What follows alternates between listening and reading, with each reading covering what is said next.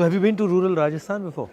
Actually, I've been to Nimrana and the villages around there, which is quite a remarkable development. Yeah. Because so many factories have come in, Yeah. and you can see a village transform. So when we were kids, Papa took us to Nimrana and we'd gone there on a picnic and we got attacked by bees. I think my dad got like 25 or something. Wow. I got, my mother like covered me with a blanket. Acha. I got 9 or something. She was protective. That's good. Yeah. Here there's Ranthambore. Have you been there? I've been to Ranthambore before. Of course, I came just for the yatra, so I don't see the safari. There's 16 cubs there now. So everybody who's going there is seeing 3 or 4 tigers. Right. So what is your view about what's going on economically in India, in the world? We were just discussing, the United States and China. So the next year is going to be more difficult than this one. Of course, this one had lots of difficulties with the war and all that. But because growth is going to slow in the world more generally, people are raising interest rates, that brings down growth. India is also going to be hit. Indian interest rates have also gone up, but Indian exports have been slowing quite a bit. And India's inflation problem is more a commodity inflation problem, vegetable inflation problem. And that is also going to be negative for growth. So I think that we would be lucky if we do 5% next year. See, the problem with the growth numbers is that you have to understand what you're measuring with respect to. If you had a terrible quarter last year and you're measuring with respect to that, you look very good. So ideally what you do is look before the pandemic in 2019 and look at now. And if you look at 2022 vis-a-vis 2019, it's about 2% a year. That's too low for us. And what do you attribute that to? Pandemic was part of the problem, but we were slowing before the pandemic. We had gone from 9 to 5. And we haven't really generated reforms which will generate growth. इसमें हिंदुस्तान में एक और चीज़ हो रही है, 4-5 पूंजीपति बहुत अमीर हो रहे हैं और हर बिजनेस में वो जा पा रहे हैं और बाकी हिंदुस्तान जो है वो पीछे रह रहा है. जो किसान हैं, गरीब लोग हैं, उनका एक हिंदुस्तान बन रहा है और फिर ये 5, 6, 10, 15 लोग हैं जिनका दूसरा हिंदुस्तान बन रहा है. एक के सपने पूरे हो रहे हैं, एक के सपने नष्ट हो रहे हैं.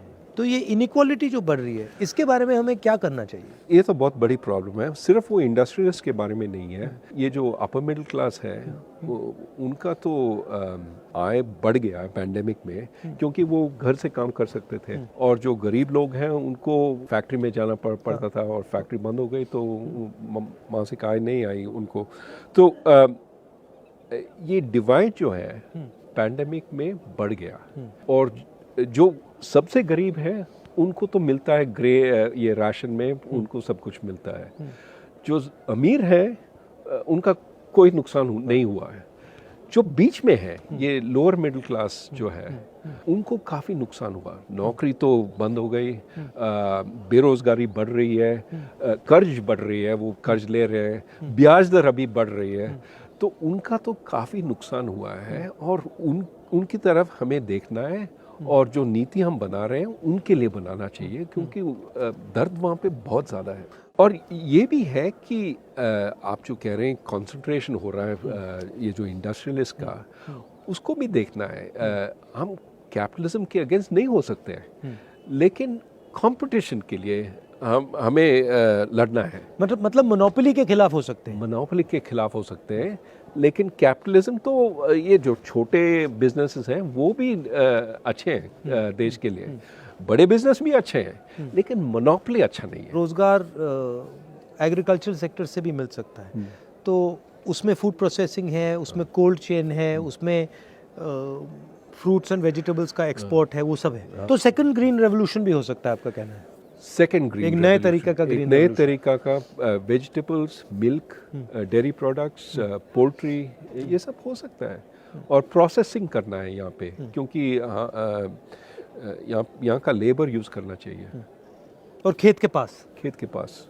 और मेरे ख्याल में उसका भी एक ग्रीन कंपोनेंट है. अगर आप सब ये प्रोसेसिंग खेत के पास करते हैं, जो आप इधर उधर बेच देंगे उसका वेट भी काफ़ी कम हो जाएगा ना, तो इसलिए एनर्जी कंजम्पशन भी कम हो जाएगा।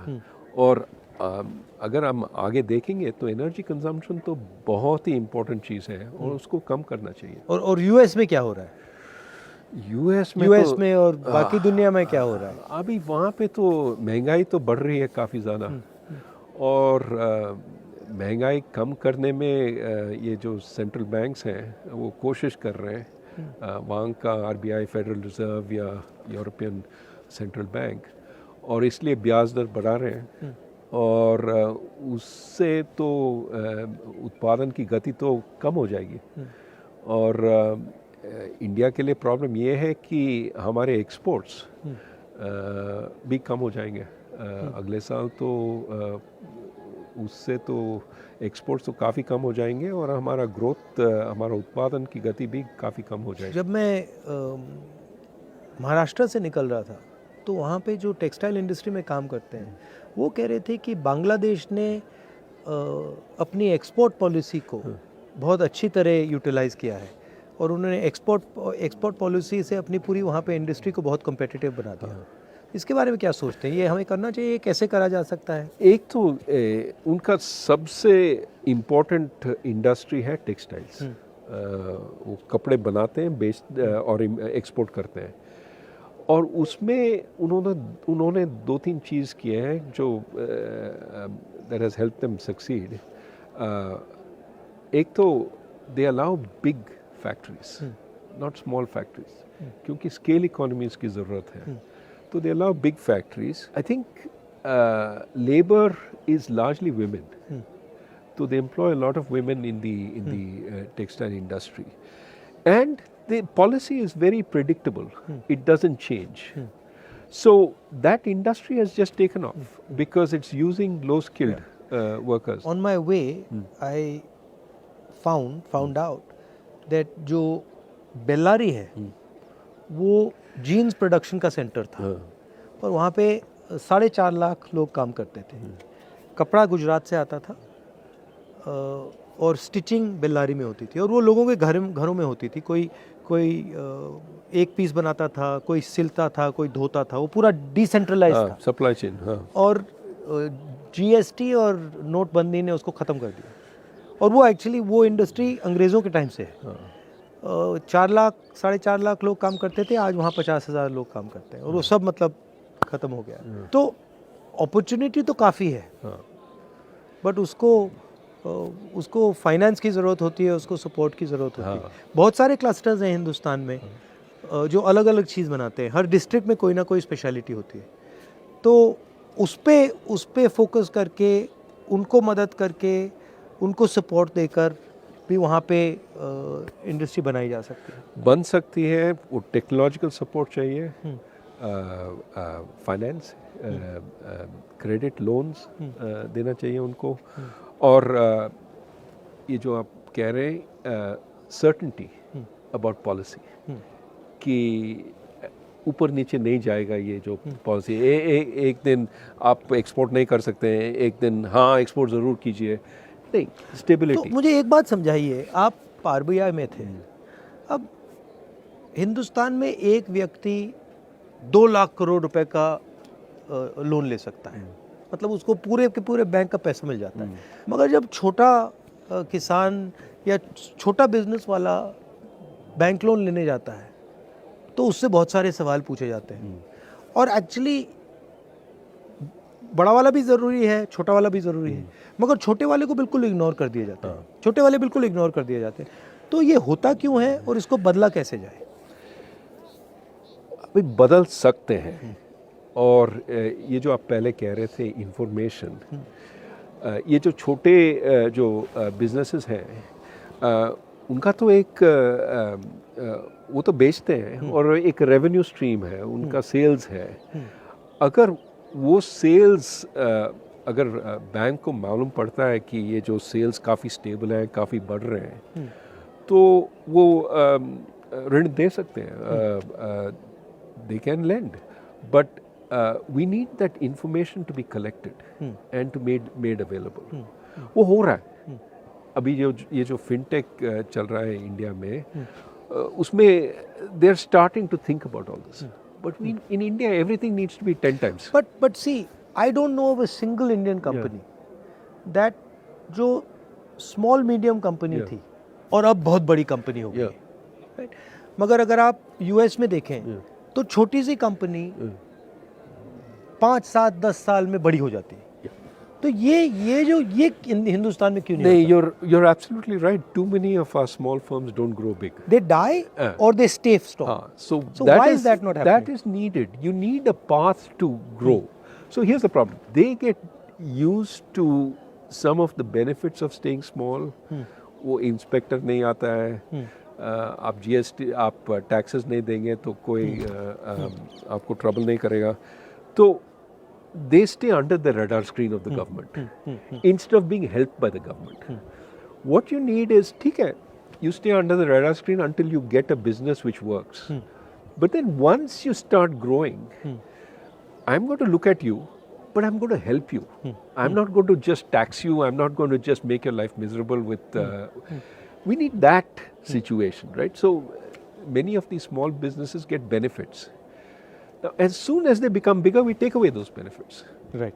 So there's no incentive to grow bigger. Why not instead say, okay, if you grow bigger, you will have these benefits for 5 years. Yeah. Then they will come off. Yeah.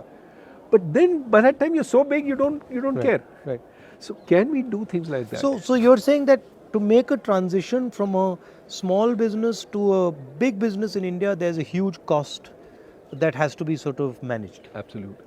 Absolutely. And the cost is rent seeking in some way. Today is largely rent seeking. Exactly. You see how many firms are stuck at 10 workers or 20 workers, because that's when the regulations start kicking in. I mean, I was thinking about it, the only one I can think of the top of my head is Haldiram's, which went from being a small fellow and he scaled up. And there are a couple of them, but there are not as many as they should We be. need many Haldirams, right? We need many Haldirams, and of course we have some of our tech firms that have grown very, very big, but we need far more of that. And you're exactly right, it's the growth which creates the jobs. Small firms by themselves don't create so many jobs, it's when they grow that they create so many jobs. We need to make that possible. अच्छा, बहुत सारे किसान मुझे कहते हैं कि जैसे ही उनकी फसल आती है वैसे ही commerce ministry export import policy को ट्विक कर देती है और उनके दाम उसी दिन गिरते हैं जब उनकी फसल उनके हाथ में आती है. ये तो बहुत बड़ी प्रॉब्लम है. हम कहते रहते हैं कि हम किसान के लिए हैं, लेकिन जो एक्सपोर्ट पॉलिसी है और इंपोर्ट पॉलिसी है वो मिडिल क्लास के लिए, वो सिटीज़ में अर्बन मिडिल क्लास के लिए बनता है. अगर प्याज का दाम बढ़ जाता है तो हम इंपोर्ट करते हैं और बेचारा फार्मर जो किसान है उसके लिए दाम तो गिरते हैं. तो मेरे ख्याल में एक स्टेबल पॉलिसी होना चाहिए एक्सपोर्ट इंपोर्ट. हाँ, अगर दाम इससे बहुत ज़्यादा बढ़ जाता है तो इंपोर्ट तो कर सकते हैं. ये जो एक्सपोर्ट बैन्स हैं वो नहीं करना चाहिए, क्योंकि एक्सपोर्ट बैन्स तो किसान के खिलाफ है. अगर आप किसान को कहते हैं कि आप एक्सपोर्ट नहीं कर सकते हैं तो डोमेस्टिक मार्केट में उनको बेचना पड़ता है और दाम तो कुछ नहीं मिलता. So how does one think about this unemployment issue, because it's everywhere. You know, I speak to kids and I ask them what you want to do, and they only answer five things. You know, lawyer, doctor, IAS, military, engineer. And so the imagination is, for most kids in India, is that we can only do these 5 things. And then the other thing is, most of them are not hopeful of getting even those jobs.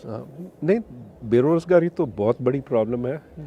और बात यह है कि लोग सिर्फ सरकारी नौकरी चाहते हैं क्योंकि उसमें पेंशन है, ये है, वो है और सिक्योरिटी है. और वो ढूंढते हैं, इम्तहान देते रहते हैं. और आप जानते हैं कि बहुत ही कम लोग सरकार में काम कर सकते हैं. अगर आप पूरे जो नौकरी है सरकार में आप उनको अगर ओपन भी करते हैं तो ज़्यादा से ज़्यादा 1%, 2% वहाँ पे एम्प्लॉय हो जाएंगे. तो इसलिए मेरे ख्याल में हमें प्राइवेट सेक्टर को बढ़ाना है, क्योंकि वहाँ पे नौकरी रोज़गारी आगे बढ़ा सकते हैं वहाँ पे. और एक तो प्राइवेट सेक्टर, एक एग्रीकल्चर में अगर हम टेक्नोलॉजी ले आते हैं वहाँ पे तो वहाँ पे भी नौकरी पैदा हो सकते हैं। और ये जो फॉर्मल सेक्टर है हम सिर्फ मैन्युफैक्चरिंग को देख रहे हैं, ये PLI स्कीम वगैरह, लेकिन हमें सर्विसेज को भी देखना है कि क्योंकि सर्विसेज में नौकरी काफ़ी ज़्यादा नौकरी पैदा हो सकती है। और आप पहले कह रहे थे कि अब एक नए तरीके की सर्विसेज की नौकरी आ रही है। ज़रूर। आजकल ये जो कंसल्टिंग फर्म्स हैं वो पहले अमेरिका में बेचते थे अपने सर्विसेज और इंडिया में बैक ऑफिस का काम करते थे, ये पावर पॉइंट प्रेजेंटेशन ये वो। आजकल वो इंडिया में कंसल्टेंट्स एम्प्लॉय कर रहे हैं, वो कंसल्टेंट्स काम कर रहे हैं जैसे कि वो अमेरिका में हैं और प्रेजेंटेशंस दे रहे हैं जूम पे। They are actually as if they are working in America, which means they get much higher salaries. But इसके लिए अंग्रेजी की ज़रूरत है। अंग्रेजी की ज़रूरत है और हायर एजुकेशन की ज़रूरत है। और हायर एजुकेशन के लिए प्राइमरी एजुकेशन चाहिए, सेकेंडरी एजुकेशन चाहिए। तो अभी आप जानते हैं ये पैंडेमिक हुआ है और काफ़ी सारे बच्चे अभी स्कूल नहीं गए, 2 साल के लिए नहीं गए। ना सिर्फ सीखे नहीं 2 साल के लिए, लेकिन भूल भी गए। तो अभी देर 3 years behind there class, time ज़ाया हो गया उनका। हाँ, तो अब क्या करेंगे, हम उनको वापस ले आते हैं और we don't take into account कि they not able to deal with the class there in. So the problem is we're going to suffer. These kids are not going to be able to do the high quality work. So we have to pay a lot more attention to education. One of the things that I'm noticing while I'm walking is what's being done to the small and medium businesses in this country. And, the backbone of employment in the country, and all of them are complaining. And they're complaining of an unfair GST. They're complaining, of course, of demonetization, COVID. But they're also complaining of no support for small businesses, and most of them can't ever imagine transforming from a small business to a big business. That just, it's not even in their mind. Like I asked them, so do you see yourself actually scaling up? And they're like, well, no, that's impossible. So how do you think about that issue? No, so we have gone about this process of maybe unintended formalization. Demonetization forced a lot of companies that were informal to go out of business. GST is forcing a lot of small companies that earlier didn't pay significant taxes. Now it's forcing them to pay taxes, and they're uncompetitive if they start paying taxes. So this dual economy is being shut down. And of course, you need to create some reason for them to become formal. If, for example, they could get more credit from the bank as they became more formal, they could show their receipts, they could show the... But credit is also very slow right now. So the benefits of formalization are not there. The costs of formalization are there. Right. And so many of them are hurting.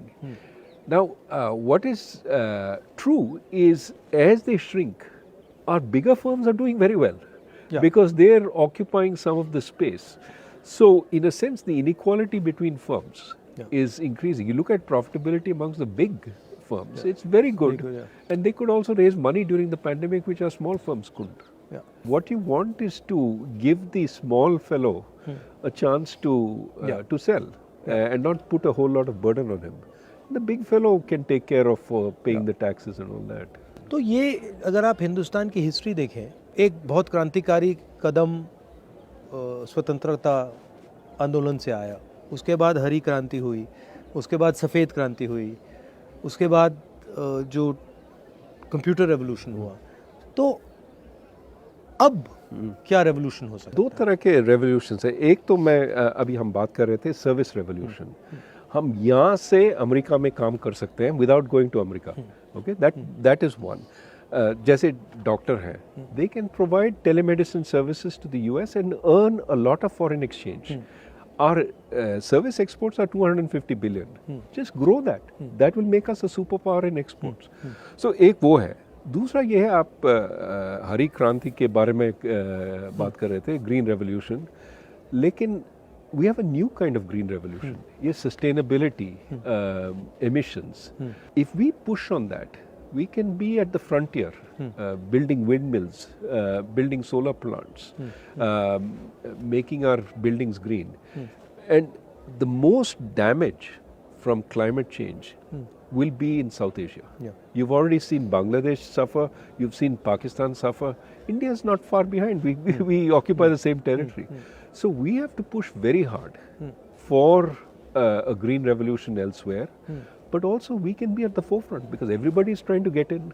We can make a lot of windmills, solar, because we have a huge demand. But we can also, innovate. And so I think there are lots of possibilities. But we should be forward thinking. मैं एक बार parliament में जा रहा था और parliament के वहाँ पे जो सिक्योरिटी गार्ड्स हैं उनसे मेरी दोस्ती है. तो मैंने उन एक सिक्योरिटी गार्ड से पूछा, भाई क्या कर रहे हो? तो उसने मुझे कहा बहुत मज़ा आ रहा है. मैंने कहा क्या हुआ? उसने कहा मैंने अदानी के स्टॉक खरीदे हैं और उसके बहुत सारे पैसे बन रहे थे. मगर मैंने सोचा कि वो सैलरीड क्लास का है और ऐसा काम करना उसके लिए काफ़ी रिस्की है, मगर उसको रिस्क नहीं समझ आ रही. स्टॉक मार्केट बढ़ती जा रही है और मैं देखता हूँ टीवी पे देखता हूँ कि एडवर्टीजमेंट्स आते हैं कि भैया स्टॉक मार्केट में इन्वेस्ट करो, और जो सॉर्ट ऑफ रिलेटिवली फाइनेंशियली कमज़ोर लोग हैं वो भी इसमें वो अभी स्पेकुलेट कर रहे हैं. तो इसमें काफ़ी रिस्क होता है. तो इसके बारे में आपकी क्या राय है? जो रिटेल इन्वेस्टर है बिल्कुल नया है और मतलब थोड़ा सा पैसा है उसके पास, वो पूरा का पूरा इसमें डाल रहा है. ज़रूर, वो समझते नहीं है. वो देख रहे हैं कि इसका रिटर्न बहुत ही अच्छा है तो इसमें हम पैसा डालेंगे. लेकिन प्रॉब्लम ये है कि वो एनालाइज नहीं करते कि रिटर्न क्यों है, कहाँ से आया. अभी आप देखते हैं अमेरिका में ये जो क्रिप्टो करेंसी का प्रॉब्लम है, वहाँ पे भी रिटर्न बहुत ही ज़्यादा था. बिटकॉइन 2-3 पैसे के लिए बिकता था, $67,000 तक पहुँच गया. अरबपति बन गए बहुत सारे. हाँ, तो और अभी गरीब फिर से हो गए ना, क्योंकि उसके बाद गिरा है. और ज़्यादातर गरीब लोग वो तब खरीदते हैं जब $67,000 पे है, मतलब हाइट पे, और फिर वो देखते हैं कि बस गिरता रहता है. क्योंकि ये जो अमीर लोग हैं वो तब बेचते हैं, और जिनके पास इंफॉर्मेशन नहीं है, जिनके पास वो फाइनेंशियल सोफिस्टिकेशन नहीं है, वो तब खरीदते हैं. मगर ये जो प्रॉब्लम है इन्फॉर्मेशन का प्रॉब्लम, ये हमने स्टॉक मार्केट की बात की, मगर ये इन्फॉर्मेशन का प्रॉब्लम मुझे लगता है, मतलब सड़कों पे चल के मैं सुन रहा हूँ, ये इन्फॉर्मेशन प्रॉब्लम बहुत गहरी है, ख़ास तौर से गरीब लोगों में, किसानों में, गरीब लोगों में. ज़रूर उनको इन्फॉर्मेशन मिलती नहीं है, दी नहीं जाती है. इसलिए हम कहते हैं कि कंज्यूमर प्रोटेक्शन होना चाहिए, कि उनको बताना चाहिए ये तुम्हारे हक हैं, these are your rights, and जो बेचते हैं they cannot violate these rights. Are you enjoying this? It's nice. You like it? How can you not enjoy this view? But also, it's. I think you're doing this सांप्रदायिक एकता और शांति के लिए आप पदयात्रा पे जा रहे हैं. I think that is something the country needs, regardless of what political party you're in. It has to be. Bharat को जोड़ना है. बिल्कुल. एंड पीस और शांति से, भाईचारे से फायदा होता है. और अगर आप सोचेंगे, कोई कह रहा था कि आपने एक भाषण में ये कहा था कि which house can stand when the brothers are fighting? Yeah. It can't. They have to be. You have to have internal harmony to have external security. ये काफ़ी लोग कह रहे हैं हाँ we can fight internally, we will suppress this minority, suppress that, and we will be strong outside. नहीं हो सकता है. नहीं, ये एक बात है, मगर दूसरी बात जो उतनी ही ज़रूरी है कि आज की दुनिया में जहाँ अमेरिका, चाइना, यूक्रेन, सब जगह नफ़रत फैल रही है, उस दुनिया में हिंदुस्तान रास्ता दिखा सकता है. ज़रूर. और हिंदुस्तान बहुत बड़ा रोल प्ले कर सकता है. ज़रूर. और ये हमारी हिस्ट्री है, हमारा ये कल्चर है और ये हमारी स्ट्रेंथ है. और लोकतंत्र भी हमारा स्ट्रेंथ है। और मेरे ख्याल में काफ़ी लोग, काफ़ी देश हमारी ओर देख रहे हैं कि इंडिया का क्या कहेगी, इंडिया क्या एग्जाम्पल सेट करेगी। और इसलिए हमें सोचना चाहिए कि हम क्या कर रहे हैं और किस दिशा में जा रहे हैं।